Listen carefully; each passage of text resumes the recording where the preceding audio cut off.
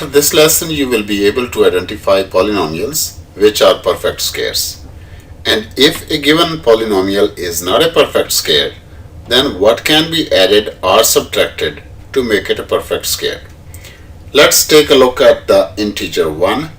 Here the integer 1 being area of the square is called a perfect square because 1 can be written as 1 whole square.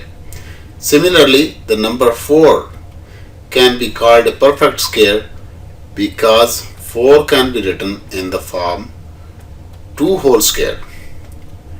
And similarly, if there was a number y which can be written in the form y is equal to x square, then y is called a perfect square.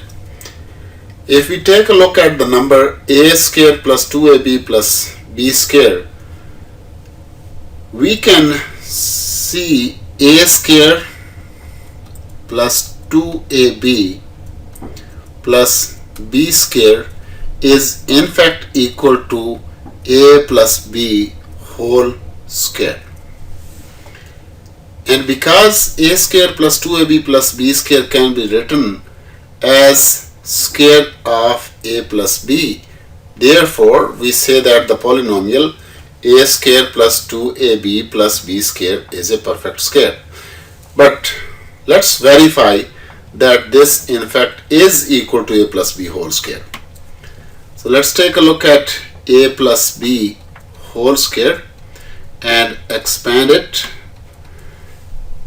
We know from the multiplication procedure that a plus b whole square means a plus b times a plus b, and if we want to multiply two factors or two binomials, we can multiply this entire binomial with the first term of the first binomial with a, and then the entire factor again with the second term, which is b here.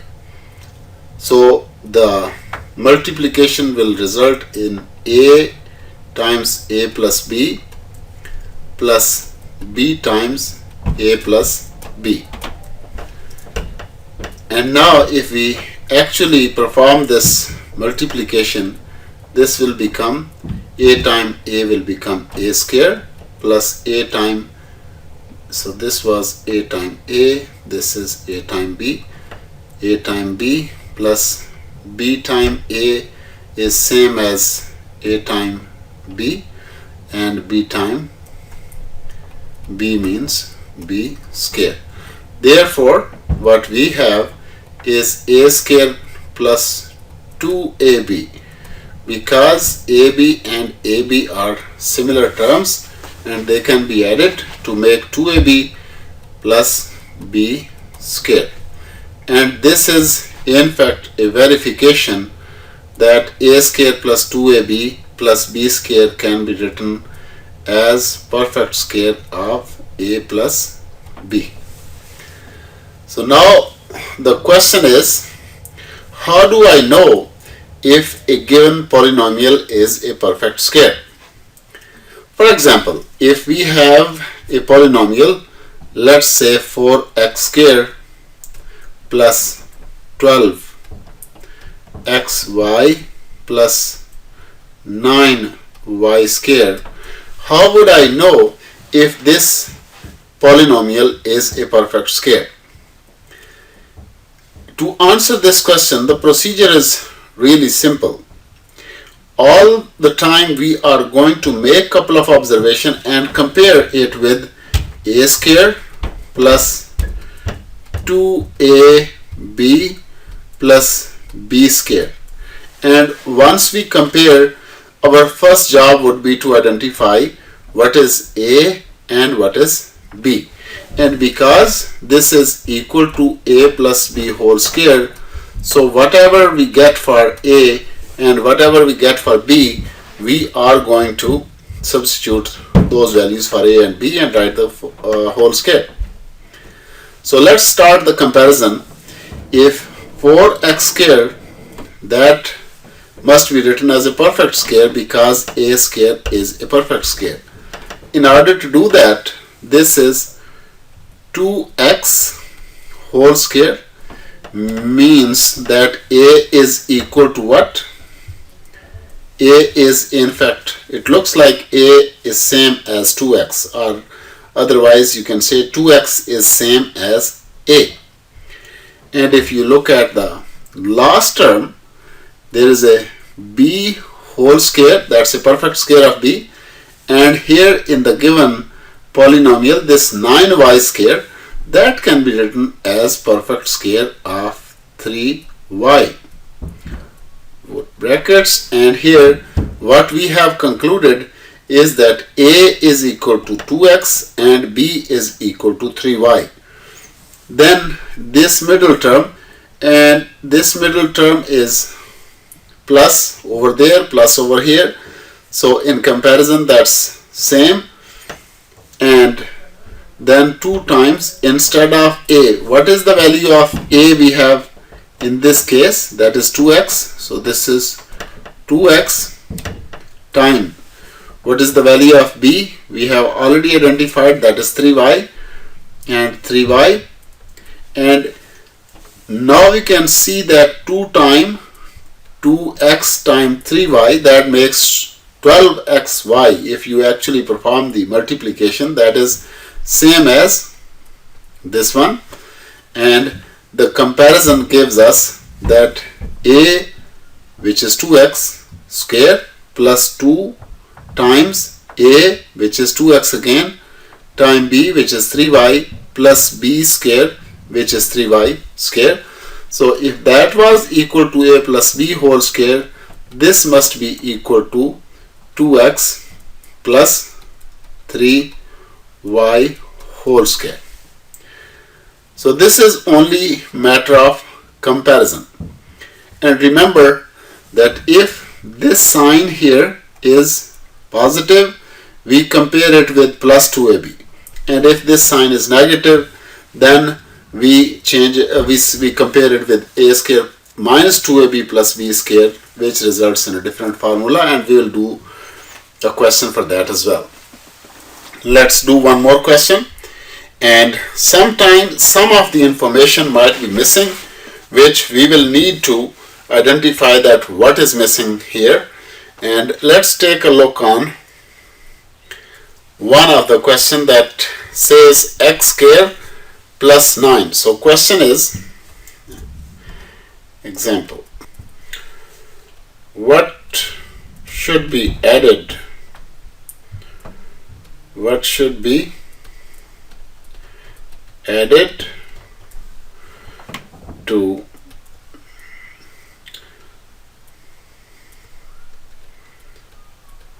make the following impression, to make the following expression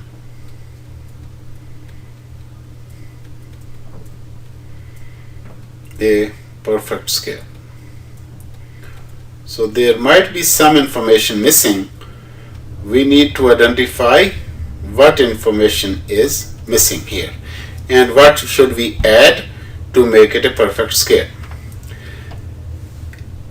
The first number that is given, that is x square plus 9. Here if we compare it with a square plus 2ab plus b square, which is equal to a plus b whole square. If we compare with this, in fact a and x have kind of same role, and therefore x square we should write as simply x square, and 9, which is a perfect square of 3, so that is 3 whole square. So that 3 is kind of b here. If you want to identify what is a and what is b, then 3 is same as b and x is same as a. Now what are we missing here? We are missing here plus 2a and b. Now what is a? A is x, and what is b? B is 3. So we definitely need to add 2ab because that term was missing here, and in order to make it a perfect square we need to add 2 times x times 3. So in order to make x square plus 9 a perfect square, we must add this middle number 2 times a, which is 2a times b, which is in fact 2 times x times 3. So this must be added, which is equal to 6x. So we must add 6x to make it a perfect square. But remember, we can also compare with the a square minus 2ab. If comparison was made with a square minus 2ab plus b square, then this is equal to a minus b whole square. So this is the second formula, which is also valid. So if the comparison was made with this, then x square, and here it was 3 square, and then this was minus 2 times x times 3. Then this 2 times x times 3 was to be subtracted to make it a complete square, and in that case it would be x minus 3 whole square. So in this case, by subtracting 6x, we can make a square, x square plus 9 a perfect square of. So if we subtract, then this will become perfect square of x minus 3, and by adding, so this would be one answer, and the second answer would be by adding 6x,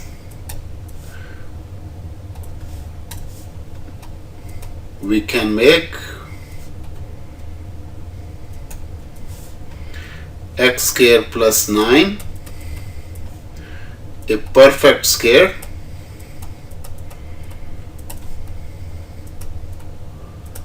of x plus 3 whole square. I hope you understand now what role this negative sign and positive sign play. If 2ab is being subtracted, then this will become perfect square of x minus 3. If 2ab is being added, then it will become perfect square of a plus b. So if we do one more question, I believe that things will become little more clear. So let's do another question. What should be added or subtracted to make this thing a perfect square? Now we have 9a square b square minus 12a b c. So let's compare. Already there is a negative sign being used, so let's compare it with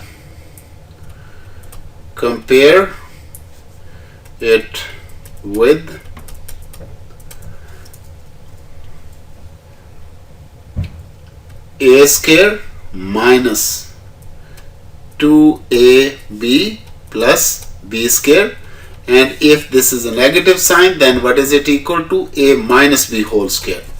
So here if we compare, instead of a is a full square, and what can be written to do it in this form?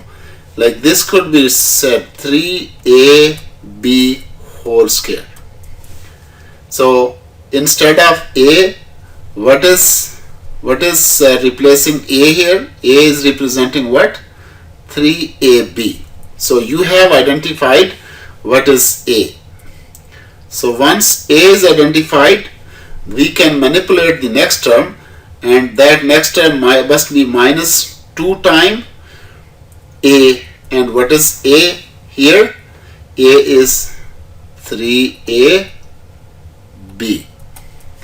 So if we compare this term here and this term here, what are we lacking? We have minus 2, and then we have A, which is here 3AB, but what we are missing is B. In order to make this 2 times 3 6AB, or over there that is 12AB, what is that we can multiply to make it equivalent to that term? We definitely can use 2, because 2 times 3, 3 times 2 would 2 times 3 would be 6, 6 times 2 would be 12. So in comparison, this can only be equal if we place 2 instead of B here. So now if B is identified as 2, then plus B square, and this is, instead of B we can use equal to, okay, this A minus B whole square. So this is, instead of B, let's write it down again. So this is in fact 3AB whole square minus 2 times 3AB times 2 plus 2 whole square is equal to, instead of A, what is A? A is 3AB minus B, what is B? That is 2. This is equal to 2 whole square. So that is a comparison by which we have made. And if again, if this was a plus sign here, we will compare it with A square plus 2AB, and if the negative sign appeared, then we compare it with A square minus 2AB plus B square. So in either way, we can take a look at the polynomial if it consists of whatever number of terms. The only thing we need to know that when we are comparing it with A square plus 2AB plus B square, or what is the sign of the product of terms. So this is, we can do one more question here. Example, now we have x square minus xy plus y square. Again, this is a negative with the product term here. So what are we going to compare it with? We are going to compare it with A square minus 2AB plus B square. So let's compare it with A square minus 2AB plus B square, which is by formula equal to A minus B whole square. And let's identify what is A. It's pretty clear that A is equal to x, and what is B? B is equal to y, and instead of 2AB there is xy. So minus is same as minus, so 2AB is same here, equal to xy. So we don't have 2 there. So what is A? A is x. So if we take a look here, we should have 2. Okay, it's x here, and what is y? B is y here. So what are we missing? We are missing this 2 here. There is no 2. That is what we are missing. So in fact, we should add one more xy to make it 2xy. So we should add xy one more time to make it 2xy. This is what we are missing. So we can say by adding, well, there is a negative sign here, so by subtracting xy we can make it a perfect square, which is equal to x minus y whole square.